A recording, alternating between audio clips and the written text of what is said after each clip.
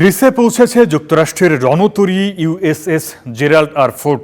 ইরানের ওপর চাপ সৃষ্টি করতে আরব সাগরে অবস্থান নেবে এই রণতরী। ইরানের বিরুদ্ধে কূটনীতি এবং সামরিক চাপ দুটোই বজায় রেখেছে যুক্তরাষ্ট্র।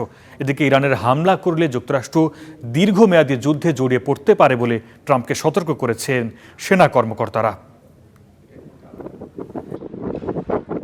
গ্রিসের ক্রিট দ্বীপের সৌদা বন্দরে পৌঁছেছে মার্কিন রণতরী ইউএসএস জেরাল্ড আর ফোর্ড। এই দ্বীপে আছে ন্যাটোর একটি সামরিক ঘাঁটি। এটি পূর্ব ভূমধ্যসাগরীয় অঞ্চলে গ্রিস, যুক্তরাষ্ট্র ও ন্যাটো জোটের জন্য একটি গুরুত্বপূর্ণ স্থাপনা।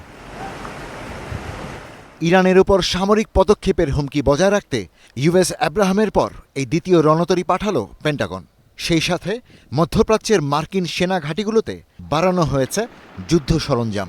যদিও ইরান বরাবর বলে আসছে কোনো চাপের কাছে তারা নতি স্বীকার করবে না, বরং যুক্তরাষ্ট্রের চাওয়া মতো খসড়া চুক্তি সম্পন্ন করার পথে তেহরান। প্রশ্ন উঠেছে, তাহলে কেন ট্রাম্পের এত যুদ্ধ প্রস্তুতি? ওয়াশিংটন পোস্টের রিপোর্ট বলছে, জেনারেল ড্যানিয়েল কিন ট্রাম্পকে সতর্ক করেছেন আঞ্চলিক মিত্রদের সমর্থনহীন হামলা ব্যর্থ হতে পারে।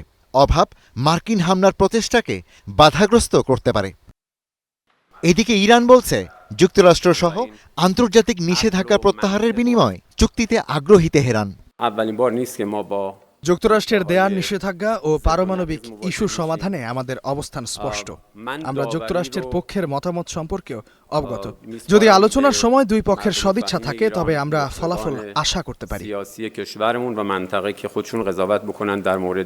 তবে যুক্তরাষ্ট্র সামরিক পদক্ষেপের পথে হাঁটলে কঠোর জবাব দেবে Iran.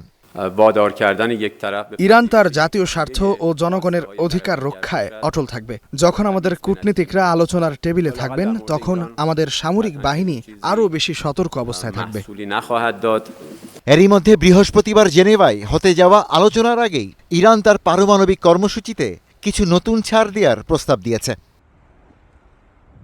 Ishtiaq Hossain, star news.